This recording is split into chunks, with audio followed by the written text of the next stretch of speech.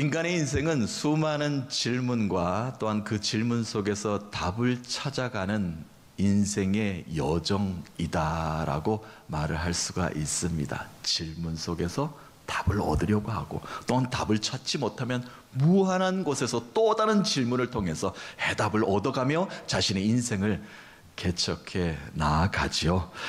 이 인생의 Q&A를 잘 활용하며 사느냐에 따라서 인생의 폭이 얼마나 넓어지느냐, 또한 목표가 어떻게 올바르게 잘 방향성이 정해지느냐 결정되기도 하고요. 또 행복 지수의 수치도 달라지게 될 것입니다. 그래서 내가 묻고 싶은 것이 많지요. 그런데 그 해답을 빨리빨리 찾아야 됩니다. 그렇지 않으면 모든 문제 가운데 답은 찾지 못하고 문제에 그냥 뒤엉켜서 우리의 인생은 뒤죽박죽 어디로 갈 바를 알지 못하는 인생의 여정이 될 수도 있기 때문에 그러합니다. 예로부터 인간은 수많은 질문을 세상 가운데 던졌습니다. 답을 찾으려고 또한 안간힘을 쓰고 살았죠. 그곳에서 답을 얻으려고 우리의 인생을 부단히 노력을 합니다. 그런데 인간은 스스로 삶의 답을 얻지 못합니다. 그렇기 때문에 종교에 많이 의존을 하며 살아왔지요. 새로운 종교가 생길 때마다 사람들은 그곳에 답을 얻으려고 모여들기 시작하였습니다. 또 누군가가 새롭게 인간의 답을 제시해 주고 있다. 사람들이 모여들기 시작하면 그곳에 가서 나의 삶의 해답도 얻어보려고 그곳에 기우뚱거려 보기도 합니다.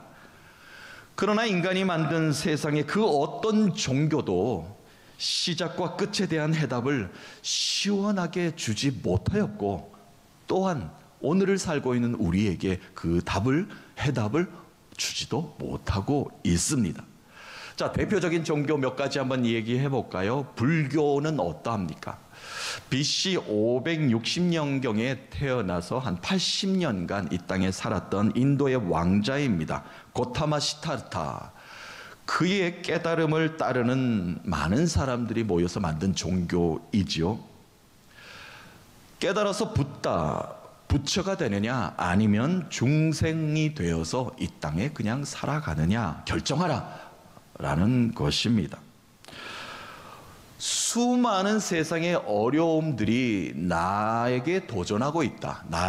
나에게 삶에 직면하고 있다. 그 괴로운 것이 인생인데 이 번뇌 가운데에서도 자신을 잘 다스리기만 한다면 고통의 바다이지요. 고해에서 이승의 삶을 해탈하는 열반의 세계 피안에까지 이를 수 있다라는 것입니다. 그리고 행복의 열반에까지 이를 수 있게 된다는 것, 그것이 바로 불교의 가르침 아니겠습니까? 그래서 죽을 때까지 고행을 강조합니다. 순간순간 우리는 깨달음을 얻을 수 없다. 죽을 때까지 우리는 어려운 삶을 계속해서 고행하면서 수행하면서 우리는 깨달음을 얻어야 될 것이다 라는 겁니다. 자, 그러나 그것을 강조하고 있지만 고타마 시타르타, 일명 우리는 석가모니라고 이야기합니다. 80년 동안 본인도 이것에 대한 답을 얻지를 못하였습니다. 나무 그늘 아래에서 명상만 하다가 그도 생을 마감하였지요. 그를 추종하던 모든 자들은 아직도 답을 얻지 못하고 있으며 뼈아픈 고행의 산에서 그 고행을 계속해서 이어가고만 있는 것입니다. 그것이 바로 우리가 알고 있는 종교 불교입니다. 이슬람은 어떠합니까? 예수님 오시기 전 BC 570년경에 태어난 압둘라 무함마드가 만들었죠. 우리는 마호메트라고 부르기도 합니다. 그들이 성경으로 여기는 코란경에 보면 이런 말이 있습니다. 그들도 야훼 하나님을 알라라고 부릅니다. 우리가 알고 있는 하나님이죠. 그 하나님이 시작은 하나님으로부터 시작합니다. 그런데 그들은 알라라고 이름을 바꾸어서 부릅니다. 유일신으로 믿죠. 그런데 예수 그리스도의 십자가의 구원은 완전히 배제해 버립니다. 그냥 예수 그리스도는 한 명의 선지자 중에 한 명이었다라는 것으로 그냥 끝이 나버립니다. 그 자리를 누가 차지했느냐? 이슬람을 창시한 마호메트가 그 자리를 차지한 거죠. 내 말을 들으라. 내 말을 들으면 너희들은 구원을 받을 것이다. 구원의 메시지가 바로 자신의 말한 것에 담겨져 있습니다.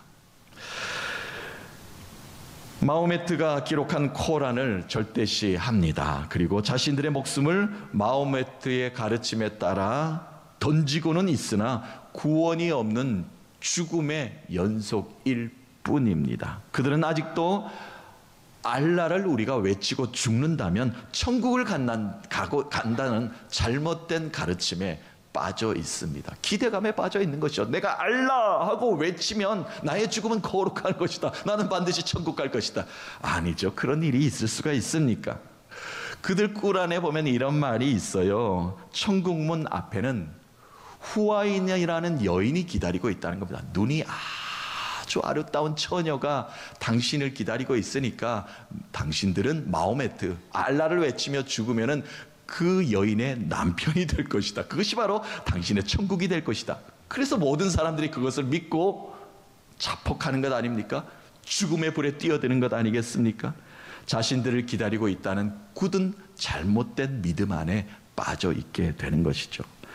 하지만 그들의 죽음은 그것으로 끝입니다. 더 이상은 없습니다. 그것이 바로 이슬람 종교입니다.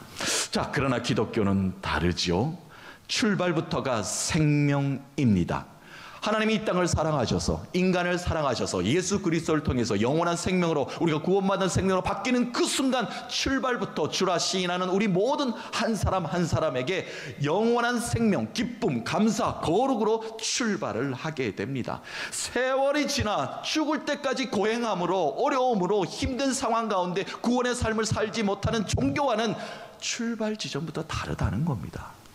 하나님이 우리를 사랑하셔서 기쁨으로 출발하였고 마지막까지 영원한 생명에 이르는 그런 예수 그리스도를 믿는 우리, 과정은 어떻겠습니까? 과정은 두말할 것 없죠. 기쁨으로, 감사로, 성결로, 정결로, 거룩한 삶으로 세상 가운데 예수 그리스도가 우리에게 말씀하셨던 빛의 자녀로 소금의 역할로 살아가는 것 아니겠습니까? 그것이 바로 영원한 생명을 주신 그런 은혜, 하나님이 우리의 주인 되심, 우리 인생의 답은 하나님께 있음을 알고 사는 삶이다 라고 말을 할 수가 있을 것입니다.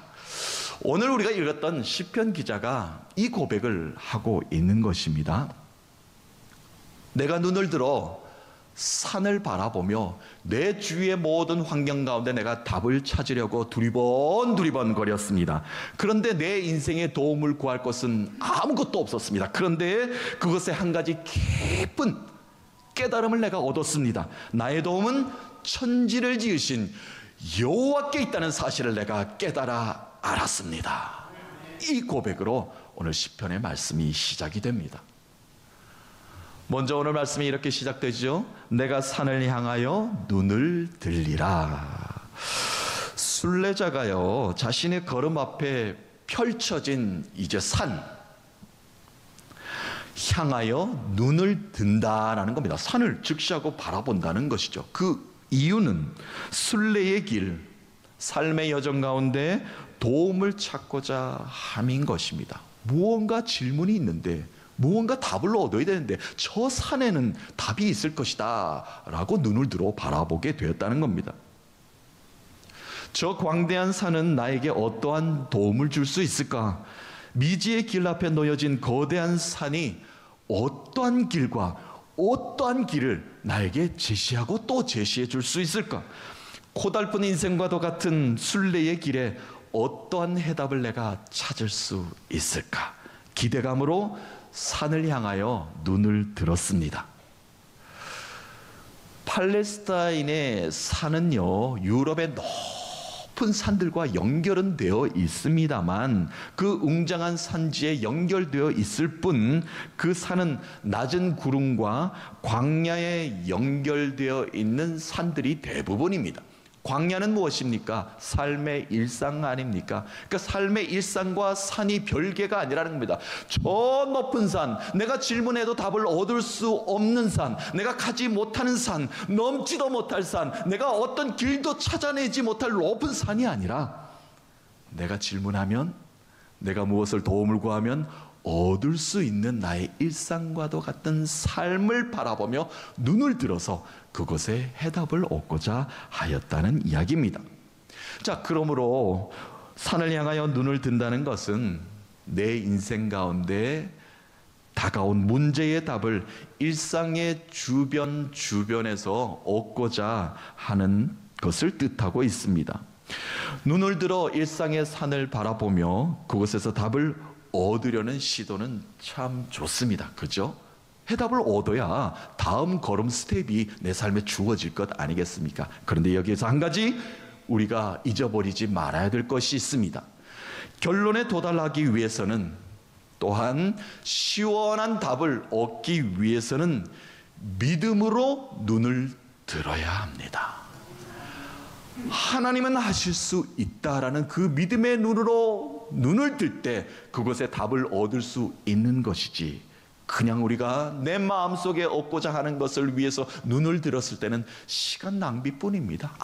아무 것에도 그 해답을 온전하게 내가 얻을 수 없기 때문에 그러합니다. 다윗은 자신을 죽이려고 달려오는 병사들에게 도망쳤죠. 그리고 동굴에 숨은 적이 있었습니다. 자, 저 동굴 앞에 실루엣을 보니까 병사들도 동굴 안으로 들어오는 겁니다. 순식간에 지금 싸움이 일어나거나 잡히거나 어떤 일이 발생하기 일보 직전입니다. 그 순간 다윗은 만감이 교차합니다. 어떤 생각을 했냐면요, 내가 저들을 대항해서 싸울까? 다윗은 용맹한 자였습니다. 싸움에 능통한 자였습니다. 싸워서 이길 수도 있었을 겁니다. 아니면 조용히 숨어 이 순간을 조용히 모면하는 게 좋을까? 캄캄한 굴 속에서 문제를 풀어갈 고민에 빠져 있을 때 다윗의 마음 속에, 다윗의 생각 속에 깊은 울림의 깨달음을 얻게 됩니다. 내가 주의 날개 아래 피해야 될 것이다. 내 영혼이 확정되고 확정되었사오니 믿음의 눈을 들어 주를 바라봅니다. 내 생각이 앞서는 것이 아니라 주님을 먼저 바라봅니다.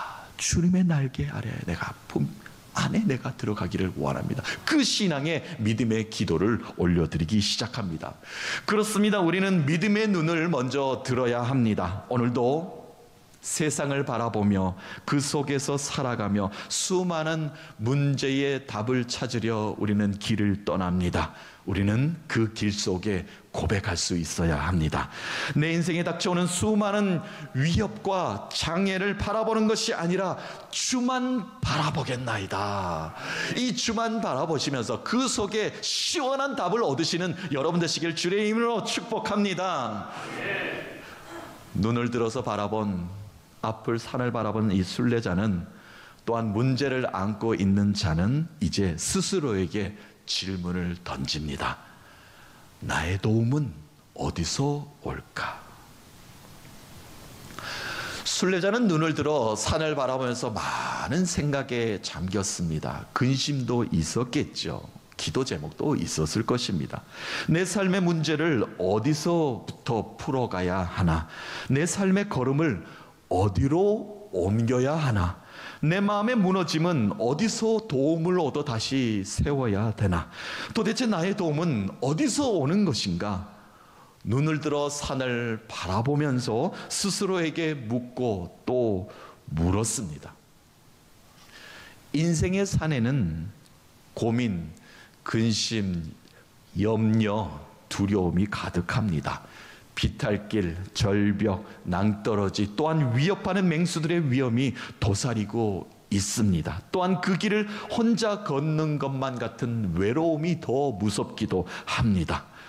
눈을 들어 산을 바라보며, 눈을 들어 사방을 바라보며 도움의 손길을 기대할 수밖에 없는 것이 연약한 우리 사람들의 인생이다라고 여겨집니다. 그래서 주위의 상황에게, 또한 타인들에게, 스스로 또 자신에게 질문을 통해서 답을 얻고자 합니다. 도대체 나의 도움은 어디서 올까? 이렇게 자신에게 닥친 인생의 무수한 문제들을 하나님께 질문했던 구약의 선진들, 선지자들 많이 있습니다. 그 중에 한 사람을 여러분과 나누면 욥이라는 사람, 여러분 잘 아실 텐데요. 욥은 한순간에 자신의 모든 것을 잃어버렸습니다. 이 정도가 일어날 수 있을까 싶을 정도로 욥기서를 읽어보면 참 마음이 답답할 정도로 욥은 모든 것을 잃어버린 자입니다. 왜 나에게 이러한 고난의 시간이 다가오는지를 하나님께 묻고 또 묻고 친구들과의 대화를 통해서 하나님께 길을 얻으려고 노력을 하였습니다. 그리고 그 질문의 답을 스스로 얻어낸 사람이 바로 욥입니다. 욥은 하나님께 수많은 질문을 하였습니다만 대표적인 욥의 질문은 이러합니다. 하나님이시여, 하나님이시여, 세상의 수많은 사람들 중에 하필 나에게 왜 이런 고난이 주어졌습니까? 하나님이시여, 나는 악하게 살지도 않았는데 선하게 살았고 선행을 베풀면서도 살았는데 어찌 이러실 수가 있습니까? 하나님은 공의의 하나님 맞으십니까?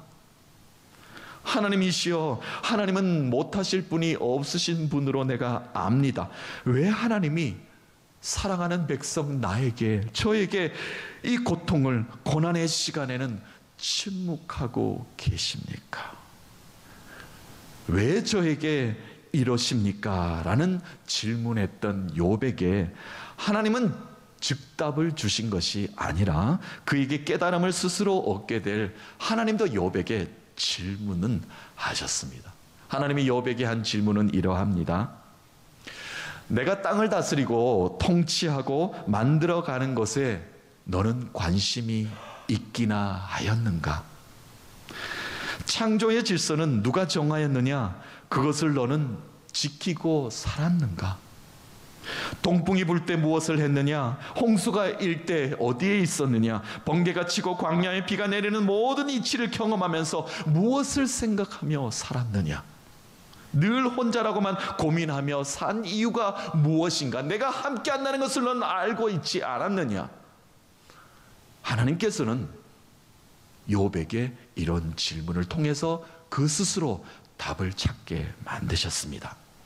욥은 하나님께 질문하면서 또한 하나님으로부터 질문을 받으면서 그의 인생의 귀한 해답을 찾고 얻었습니다. 그 말씀이 욥기서 42장 마지막에 그가 고백하고 있지 않습니까? 그 말씀 한번 읽고 본문으로 다시 옵니다. 42장 3절부터 5절 말씀입니다.